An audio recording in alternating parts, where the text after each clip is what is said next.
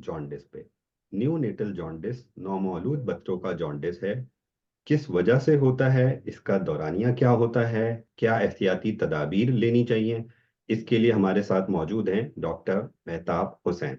अस्सलाम वालेकुम। वालेकुम अस्सलाम। जी डॉक्टर साहब, कुछ अपना इंट्रोडक्शन दीजिए, अपना तारुफ कराइए। आप लाइफलाइन हॉस्पिटल से कब से मुंसलिक हैं, अपनी एजुकेशन के बारे में बताइए। जी, मेरा नाम डॉक्टर मेहताब हुसैन है और मैं पिछले 1 साल से लाइफलाइन हॉस्पिटल में अपने कंसल्टेंसी के फ़राइज़ सर अंजाम दे रहा हूँ। इसके अलावा मैं Jinnah medical and dental college hospital में बतौर असिस्टेंट प्रोफेसर भी काम कर रहा हूँ। मेरी तालीमी जो काबिलियत है वो एमबीबीएस है और इसके बाद एफसीपीएस इन पीडियाट्रिक्स है। ओके। मैं ये जानना चाहता हूँ कि न्यूनेटल जॉन्डिस क्या होता है, कब डायग्नोस होता है, इसका दौरानिया क्या है। जी, एक्चुअली अगर आम लफ्ज़ों में या सादा अल्फाज में आपको समझाऊँ तो जॉन्डिस का मतलब है पीलेपन का ज़ाहिर होना, ठीक है? अब ये पीलापन है क्या? ये हमारे जिस्म में एक पीले रंग की एक पिगमेंट है जिसका नाम बिलिरुबिन है, अगर उसकी मिकदार एक हद से तजावुज़ कर जाए तो इसका जो कलर और शेड आता है जिस्म पे उस येलो कलर का नाम जो है ना जॉन्डिस है। और न्यूनेटल हम न्यूनेट लफ्ज़ जो इस्तेमाल करते हैं, ये एक बच्चे की पैदाइश से लेकर पहले 28 दिन तक इस लफ्ज़ का इस्तेमाल किया जाता है कि ये न्यूनेट कहलाया जाता है। तो जो भी जॉन्डिस है, जो भी पीलापन इस 28 दिनों के दरमियान अपीयर होगा, चाहे वो पहले दिन हो या 28 दिन के दौरान जब भी हो, उसे न्यूनेटल जॉन्डिस कहेंगे। अच्छा, ये जॉन्डिस आइडेंटिफाई पैदाइश के फौरन बाद होता है, एक दिन बाद होता है, एक हफ्ते बाद होता है, कितना टाइम लगता है आइडेंटिफाई होने में। नहीं, इस हाँ, ये जॉन्डिस जो मैंने आपको बताया इसकी अलग-अलग किस्में हैं। वो किस्मों पे डिपेंड करता है कि ये कब और कैसे और कितने दिनों में अपीयर हो सकता है। जैसे मैंने आपसे अभी कहा था कि ये पहले दिन से लेकर 28 दिन के दौरान किसी वक़्त भी ज़ाहिर हो सकता है। उसके हम्म। लिए अलग-अलग किस्में हैं इसमें।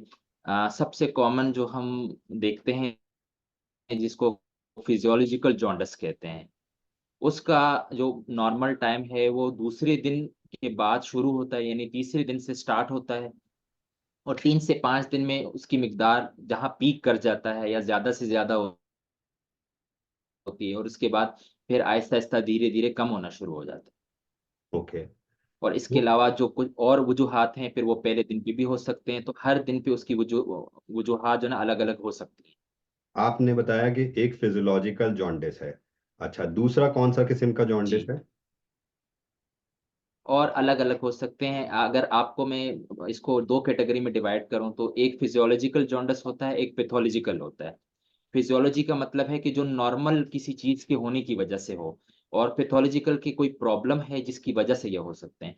अब वो प्रॉब्लम जिस समय जरासीम का होना भी हो सकता है, माँ और बच्चे के ब्लड ग्रुप का अलग होना भी हो सकता है और कुछ हमारे जो लाल खुलिये की चीज़ें हैं, उससे मुत्तल्लिक कुछ एंजाइम्स हैं, उनकी वजह से भी हो सकता है और कोई थायरॉइड की प्रॉब्लम की वजह से भी हो सकता है। इसके अलावा अलग छोटी-मोटी और भी बहुत सारी वजूहात हैं, बड़ी-बड़ी मैंने आपसे डिस्कस कर ली हैं। डॉक्टर साहब, जैसे आपने बताया कि फिजियोलॉजिकल जॉन्डिस होता है और पैथोलॉजिकल जॉन्डिस होता है। अगर पैथोलॉजिकल जॉन्डिस हो जाए तो उसके क्या इलाज है, किस तरह से ट्रीटमेंट होता है, क्या एहतियाती तदाबीर लेनी चाहिए एक पेरेंट्स को। ना जी, इसके लिए सबसे पहले ये समझना चाहिए कि जॉन्डिस के बारे में अब हम इतने ओवर कंसर्न या इतने ज़्यादा परेशान क्यों होते हैं। ये जो छोटे बच्चों का जिसको न्यूनेटल जॉन्डिस कहते हैं, ये जॉन्डिस ये लेवल जो आपसे मैंने बीच में बात की थी कि डायरेक्ट होता है और एक इनडायरेक्ट होता है जिसके 2 कंपोनेंट होते हैं। ये इनडायरेक्ट हमारे ब्रेन को इंजर्ड कर सकता है। ये ब्रेन के जो सराउंडिंग बैरियर्स होते हैं उसको क्रॉस कर सकता है। तो इससे ज़हनी माज़ूरी हो सकती है। तो उसके लिए जैसे आपने कहा कि क्या-क्या इलाज हो सकते हैं, तो पहले तो वजह जानना ज़रूरी होती है जिसके लिए टेस्ट कराना ज़रूरी है। इलाज में हमारे पास फोटोथेरेपी यूनिट आ जाते हैं।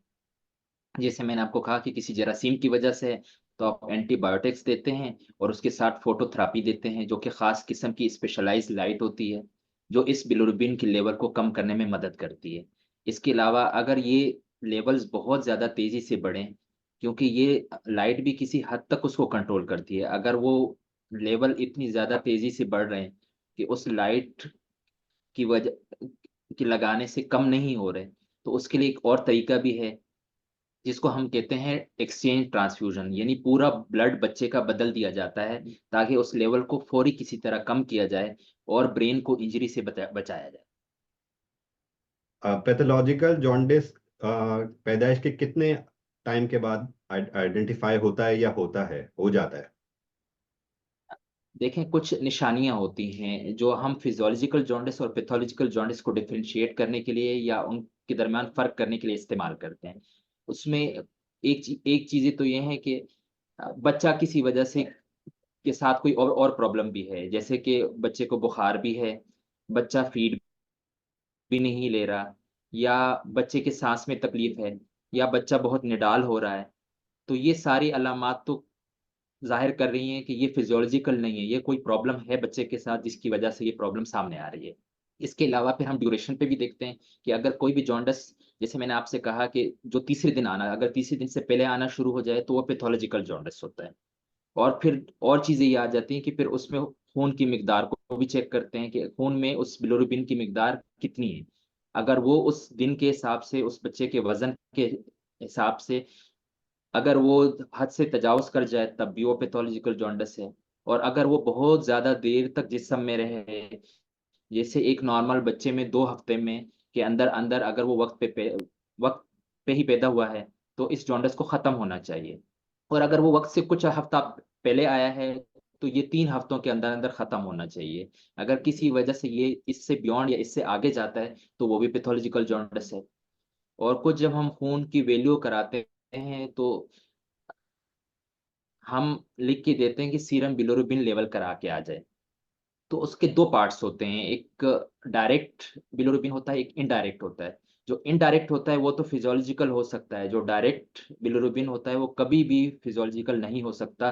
अगर वो बढ़ा हुआ आ रहा है तो इसका मतलब है वो ऑलवेज़ हमेशा कोई अंदर उसमें कोई प्रॉब्लम होगी, पैथोलॉजी होगी जिसकी वजह से वो जॉन्डिस जो है ना वो डायरेक्ट कंपोनेंट में ज़्यादा आ रहा है। तो अगर एक नॉर्मल डिलीवरी में फीमेल डिस्चार्ज हो जाती है दूसरे दिन, और आप कह रहे हैं कि ये तीसरे चौथे दिन के बाद आना शुरू होता है, तो एक माँ किस तरह आइडेंटिफाई करे कि कोई प्रॉब्लम हो रही है और उसको क्या स्टेप्स लेने चाहिए? जी, ये अगेन डिपेंड करता है आपके सेटअप्स पे, आपकी चीज़ों पे, और बहुत सारी चीज़ें इसमें फैक्टर आ सकते हैं। पहली चीज़ तो ये है कि हम उमूमन सब हर जगह पे ये एडवाइस करते हैं एटलीस्ट थर्ड डे पे, या तो वो कुछ स्क्रीनिंग लैब्स होती हैं जो काफ़ी इंस्टीट्यूट रिकमेंड करते हैं कि आप थर्ड डे पे वो स्क्रीनिंग लैब ज़रूर कराएँ, जिसमें बच्चे का ब्लड ग्रुप होता है, ये सीरम बिलिरुबिन के लेवल होते हैं और साथ में थायरॉइड के लेवल होते हैं, और ये पूरी दुनिया में स्क्रीन किया जाता है। तो काफ़ी सेटअप तो ये स्क्रीनिंग की लैब्स करा के फ़ॉलो अप करवा लेते हैं कि आप ओपीडी में लाके ज़रूर दिखाइएगा।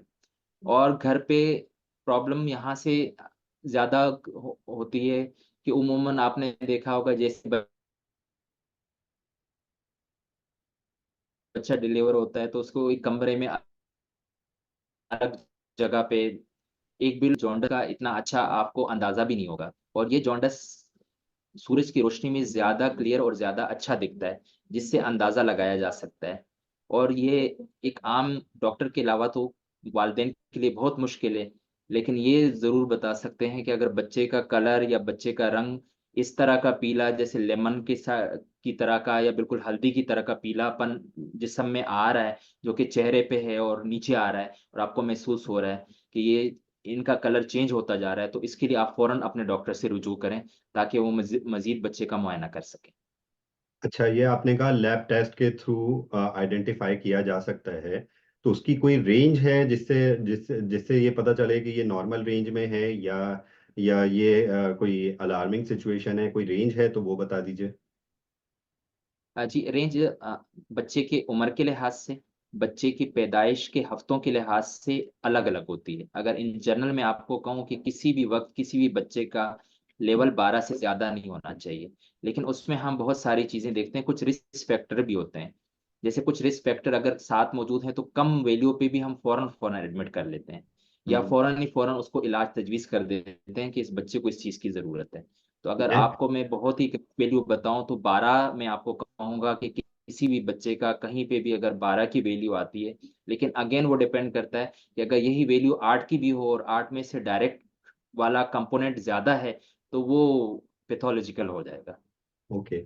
अच्छा, इसको अगर फिजियोलॉजी की नेचुरली। बात करें तो फिजियोलॉजी 12 से ज्यादा नहीं होना चाहिए। ओके।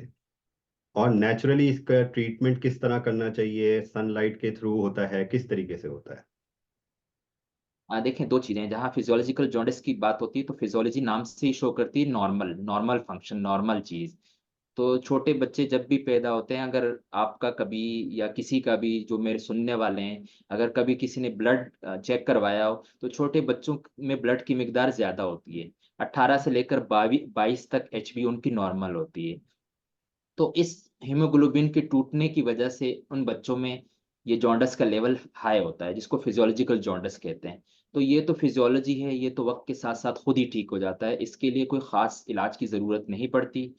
हम एडवाइस ये करते हैं कि बच्चे को बार बार माँ अपना दूध पिलाए हर 2 घंटे में, ताकि उसकी हाइड्रेशन अच्छी रहे और चीजें। और जहां तक आपने जिक्र किया सूरज की रोशनी का, जी हाँ, कहीं किसी हद तक फिजियोलॉजिकल जॉन्डस में ये इसके लेवल को कम करने में मदद कर सकती है। ओके। सूरज की रोशनी, कौन से टाइम की सूरज की रोशनी? सुबह की, शाम की, किस टाइम की, और क्या दौरानिया होना चाहिए उसका? जी, दौरानिया तो डिपेंड करता है कि उसके लेवल कितने हैं। उमूमन जो रिकमेंडेड है वो ये है कि सुबह अर्ली, जो सूरज निकलने वाली और डूबने वाली, ये वाली रोशनी जो है ना ज्यादा कारामद होती है। एक्चुअली ये जो रोशनी में कुछ कमाल नहीं है, इसमें रेज होती हैं। इसमें अगर आप नॉर्मल हम सूरज की रोशनी के ऊपर बात करें तो उसमें अल्ट्रा वायलेट रेज भी होती हैं, इंफ्रारेड रेज भी होती हैं, और इसमें कलर वेरिएशंस भी होती हैं। तो ब्लू और ग्रीन लाइट जो होती है ये बिलिरुबिन के पिगमेंट को तोड़ के उसको इस फॉर्म में कन्वर्ट कराती है कि वो बॉडी से जल्दी उसका इखराज हो सके। अब वो ब्लू ग्रीन लाइट या तो आर्टिफिशियल तौर पे हम इंस्ट्रूमेंट में बना सकते हैं, जिसको फोटोथेरेपी यूनिट कहते हैं, और वो नेचुरली सूरज में भी होती है। लेकिन सूरज की रोशनी में वो इतने इतनी मिकदार में नहीं होती। लेकिन अगेन जैसे मैंने आपको कहा कि फिजियोलॉजिकल जॉन्डिस में तो वो नेचुरली खुद ही डिक्रीज होगा, तो उसमें आपका हेल्प आउट कर सकती है। तो ज्यादा टाइम ड्यूरेशन तो आपको मैं मेंशन नहीं कर सकता कि एग्जैक्ट इतने घंटे हैं। यूँ समझ लें कि 25 से 30 मिनट तक अर्ली मॉर्निंग वाली धूप, और इतनी ही देर की शाम वाली धूप।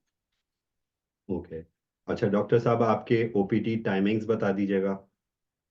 जी, मेरी टाइमिंग है मंडे टू सैटरडे 3 बजे से लेकर 6 बजे तक। और आप लाइफलाइन हॉस्पिटल का एड्रेस भी बता दीजिएगा।